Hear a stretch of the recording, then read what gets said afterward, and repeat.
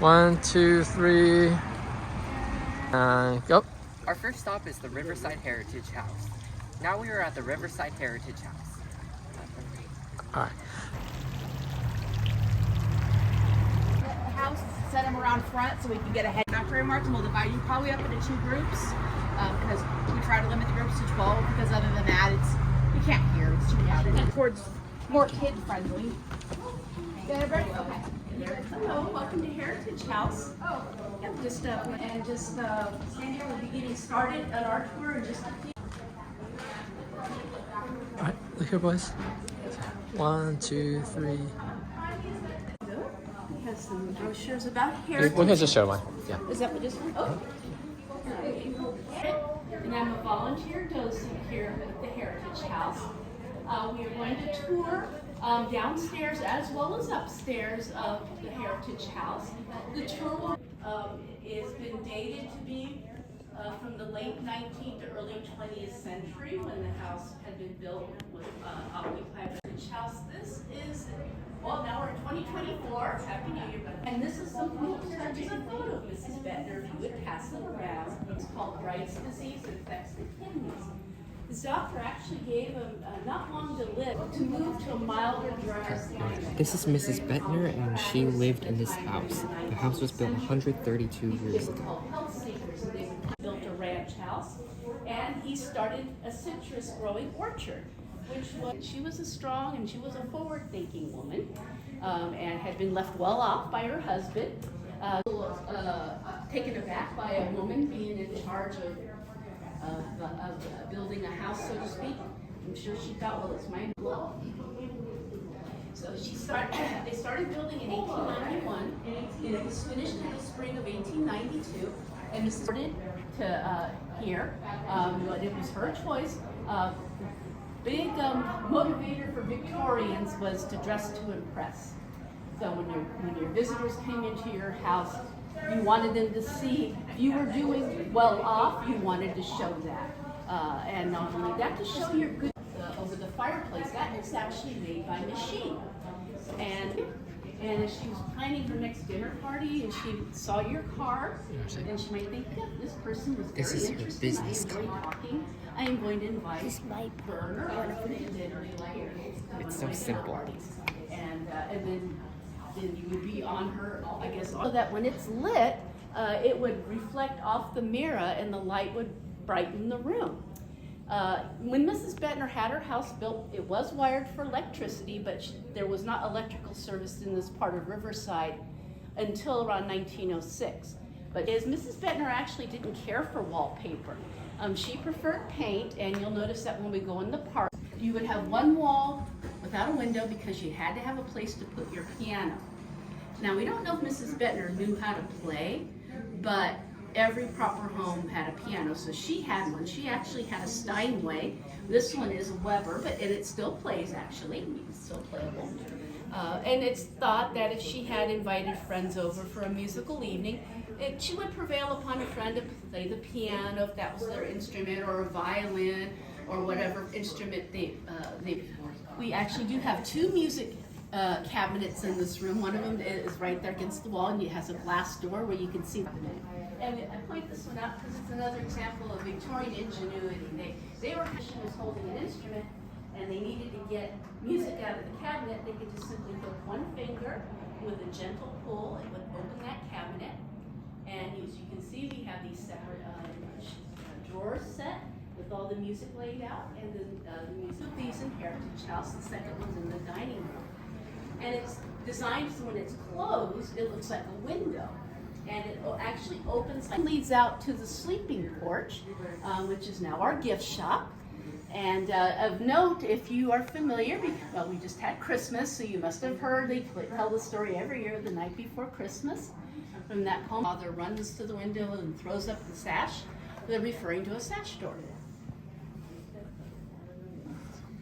Also, you'll note that there's a lot of Asian art. A number of different cultures, came there, and so Victorians gained more awareness of other cultures. And as I said, there was a fascination with these items, China, for example, or so we toured the orage and brought home these lovely items, again, to show They're go. All the wood here is original and hand carved except for this mantle, and the wood is white oak. parlor and the dining room, they had put up so just to be aware of measures, you know, but you can still take pictures to be aware so that you don't trip. So we are here in the parlor, and this is Mrs. Bettner's taste. As I said, this is painted. This is the original paint on the walls as well as around the ceiling there. That was painted as well using a stencil. Also some petty floors there, just might have to enjoy with her company. Or she'd had a dinner party, white oak, and weigh about 200 pounds each. And here in the parlor, from a company in Ohio that actually specialized in making tile both for utilitarian as well as for decorative use, that old burn. And that was her source of heat until she had a furnace installed in the basement in 1911. So a couple of items to note is that these were made 1700s, and that is carved from a single ivory tusk each fob.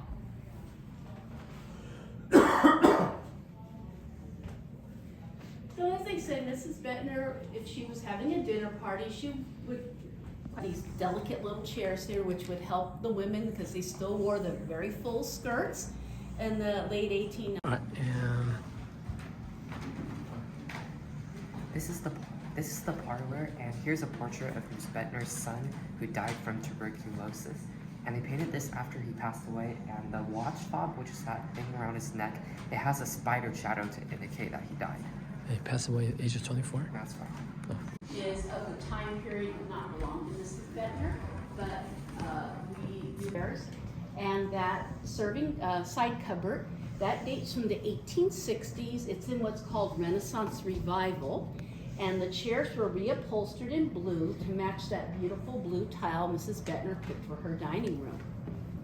We do have the guest here that might be unfortunate. Step out, the back porch is right there. And then they could walk around and then, but also it is one of the items in the house that was donated by the Frank Miller family. And Frank Miller was the owner of the Mission Inn. When the Bettners came and visited here, at the time that Mr. Miller did have an inn, it wasn't Mission Inn at that time, but it was a place for travelers to stay, and the Bettners stayed there. And became friends with Frank Miller and his family. Saw the Millers socially, go to one's house for an occasion. We're now in the dining room, and an interesting fact the tour guide said is that they have this door that leads to outside, so if someone wants to take a smoking break or just get some fresh air, they can step out there and then come back to the party. That Mrs. Bettner might have used it. We do have a desk here. Insert a disc in the player part up above, and there would be a crank on the side here because they would have to wind it, and then it would play the music.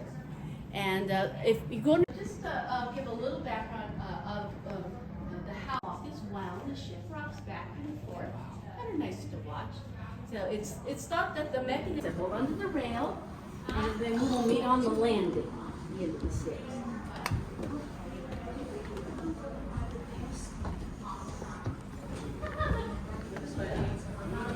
Okay, let's tell us more going upstairs. Upstairs. Let's wait here, they're coming up. As soon as they're up, we'll go down. Perfect timing, too. We're finished with upstairs and they're finished with downstairs. The bathroom was original to the house.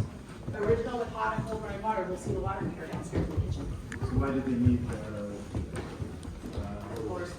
That they did in this house. Remember I said if you're... Yeah. All right. Go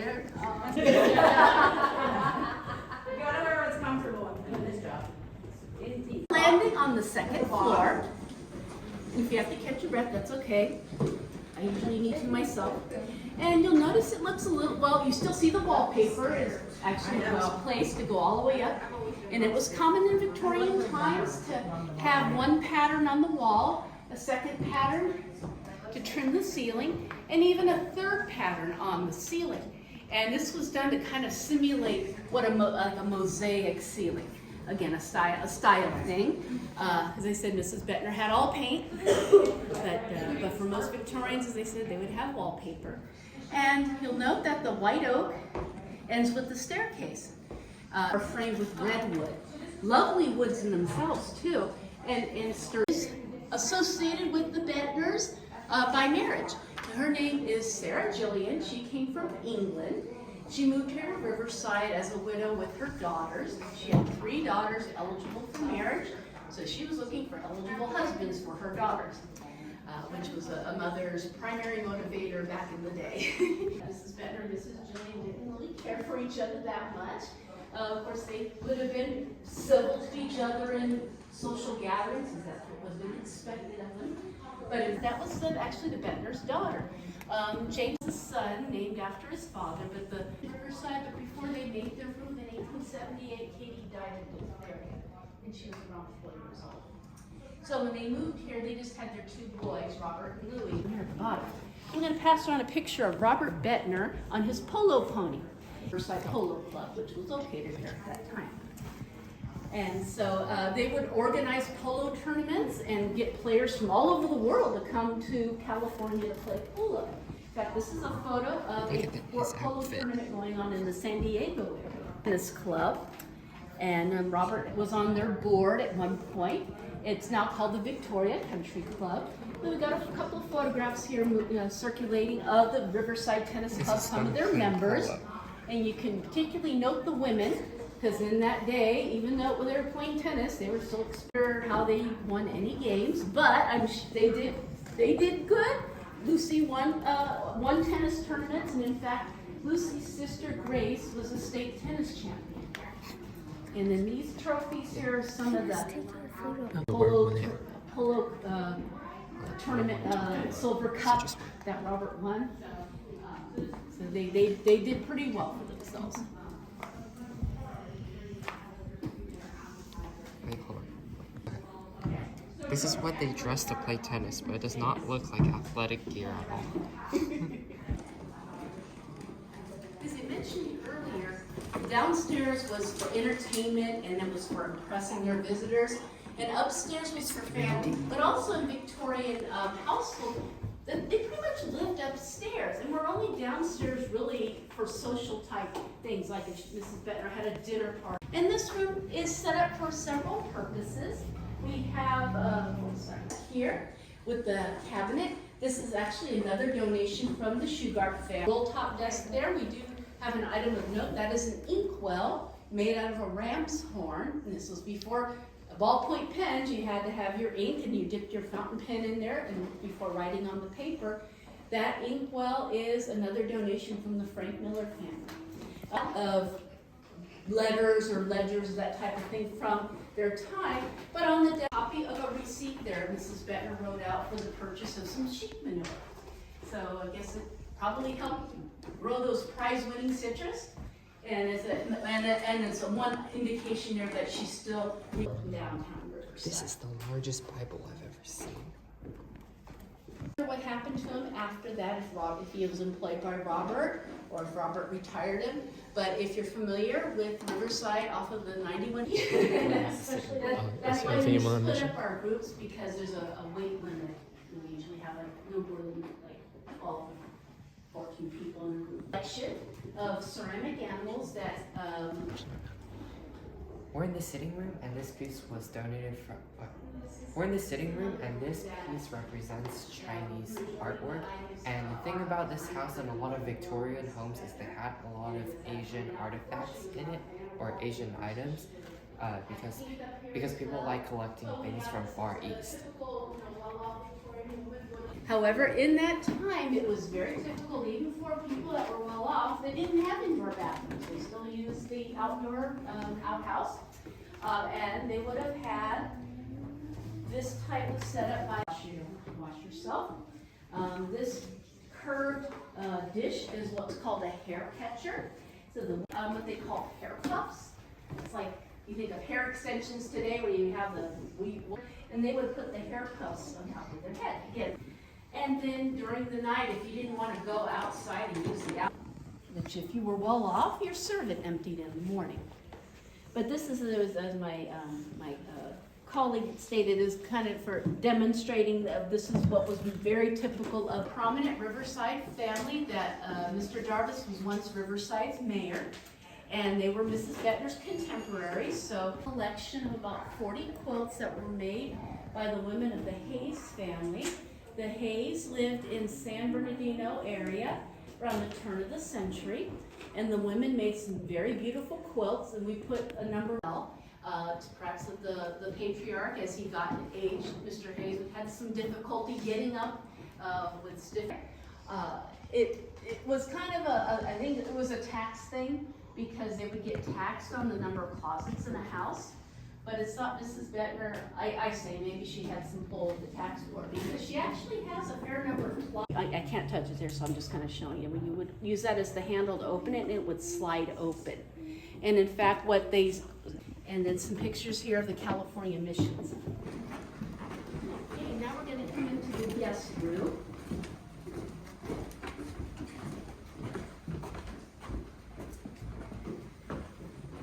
So when you hear about Victorian society, as I mentioned about some of their customs, they had a lot of rules of things to how the proper way to do something, or a no-no, don't do. Came out in 1891. To help people out there to keep straight on what was proper and not proper. And in fact, they devoted a whole chapter to designing your guest room, because the primary you take good care of your guests. So Mrs. Bettner, your guests had water by their bedside, also giving them something to read to be able to pass the time when their guest was up here relaxing. Here we have in the corner, this table and chair belonged to Mrs. Bettner, but we have it set up here in the guest room as a little place for a guest to perhaps look at some pictures on the stereoscope. That's what I called, like, if you know what the Viewmaster is, I think they still make it, where you can look at the pictures and they have a three-dimensional look. That's what the stereoscope showed. And as we go down the hall, there's 3 different mirrors. At the time, they would bundle them and tie them in, with ribbon and lay them on the shelf. And as we come down here, this is the door that leads to the. After he'd be dressed for the day, he would go down this staircase, and it ends in the kitchen. And he would typically wear what you see Mom Kip wear. When the servants' quarter. Yeah. This is the servants' quarter, and this is the secret staircase he used to get to the kitchen.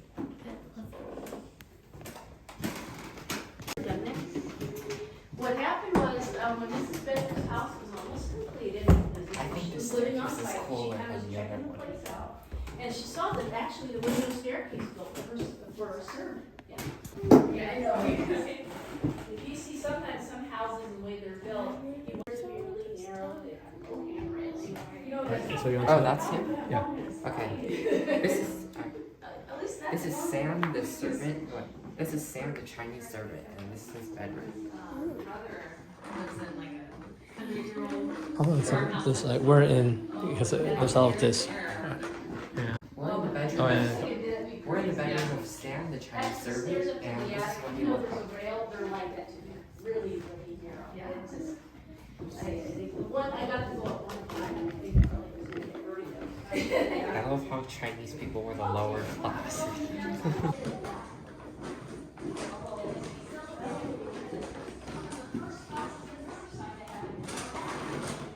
Okay, yeah. This is the bathroom. Another item to note is the This sewing isn't machine the in there original that dates from What's that? 1880. This is the bathroom, and this over here is the bathroom, and this bathroom. Oh, one more time. Just try not to Over move. here's the Alright. over here's the We're bathroom, downstairs now, and this bathtub right here is actually not original, but this is the type of bathtub that we have back in the days. Okay. Right. This is the bathroom, and everything here is original except for the tub. Although, I would have guessed that the tub was original. Look at what they used back then. 1, 2, 3.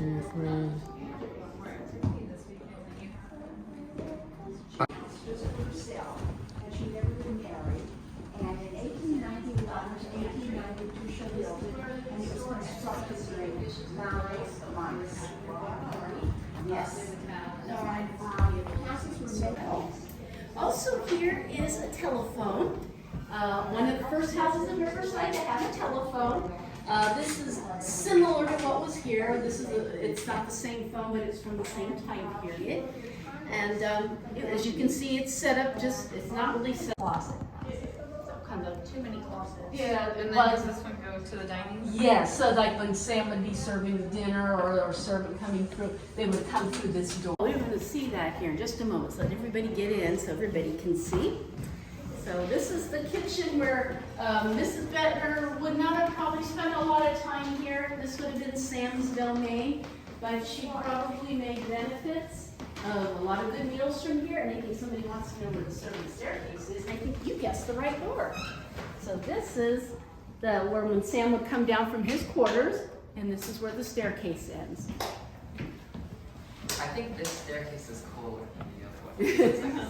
When they were when they moved in, they actually We're inside outside. There's like no walls. I'm gonna guess that this is the laundry room. anything from scratch.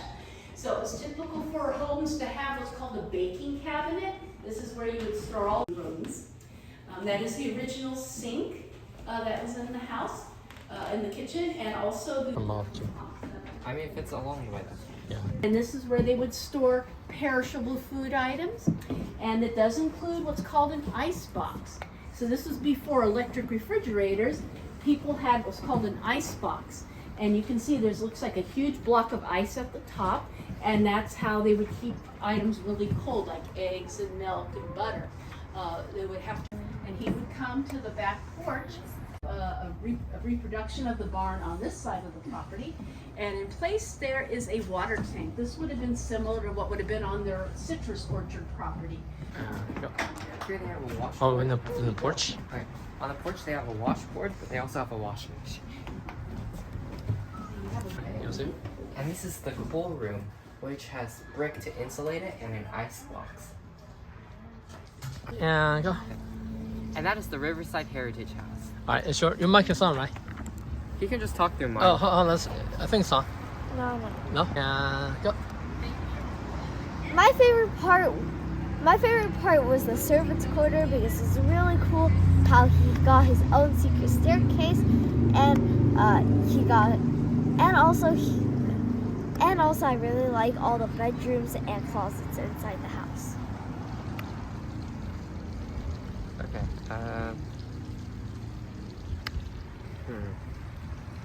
Okay. My favorite. I liked. I liked how informational the tour was, and we learned a lot about the history of the area, like how Riverside used to be such a huge citrus producer, and there would be people from the East Coast who have to travel all the way across the U.S. Who have to travel by train all the way across the U.S. and then take a boat from San Francisco and then a carriage here, just so they can stay and meet this family. On to our next stop. Sure.